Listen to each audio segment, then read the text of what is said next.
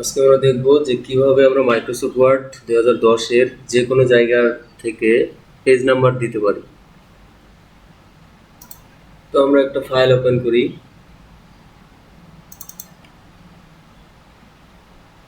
তো এখানে দেখেন যে প্রথমে আছে ফ্রন্ট পেজ, তারপরে কন্টেন্ট, তারপরে ইন্ট্রোডাকশন পেজ। তো আমি চাইতেছি যে ইন্ট্রোডাকশন এই পেজ থেকে পেজ নাম্বার দিব।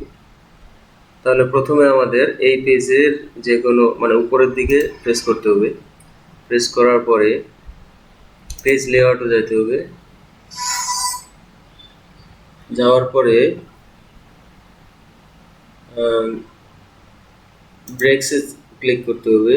করার পরে এখানে নেক্সট পেজে ক্লিক করতে হবে। ক্লিক করার পরে আমরা হোম বাটনে যাব। যাওয়ার পরে এখানে একটা বার চিহ্ন দেওয়া আছে, এটাতে ক্লিক করতে হবে। এটাতে আবার ব্যাক ক্লিক করতে হবে। করার পরে আমাদের যেতে হবে ইনসার্টে। ইনসার্টে যাওয়ার পর এখানে পেজ নাম্বার। এখন আমরা পেজ কি টপে দেবো না বটমে দেবো, এটা পার্সোনাল চয়েস। তো টপে দিব আমি।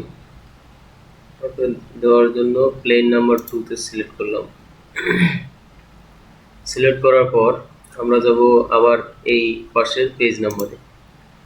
যাওয়ার পরে এখানে একটা অপশন দেওয়া আছে যে কারেন্ট পজিশন, আরেকটা আছে ফরম্যাট পেজ নাম্বার। তো আমরা ফরম্যাট পেজ নাম্বারে ক্লিক করব।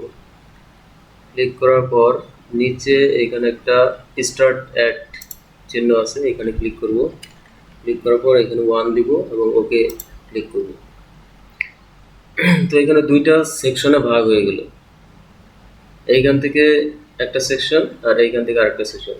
এই দুইটা সেকশন যেহেতু লিঙ্ক করা আছে, তাহলে আমরা এখানে লিঙ্ক টু প্রিভিয়াস এটা বন্ধ করে দেব। এখন সামনের যে 1 এবং 2 নম্বর পেজ আছে এগুলো ডিলিট করে দেব। এখন দেখুন তাহলে সামনের দুইটা পেজের পেজ নাম্বার চলে গেল এবং পরে থেকে 1 2 এরকম করে শুরু হলো। এখানে 1, এখানে 2, এইভাবে শুরু হলো। তো ভিডিওটা ভালো লাগলে অবশ্যই চ্যানেলটা সাবস্ক্রাইব করবেন এবং পাশেই থাকবেন।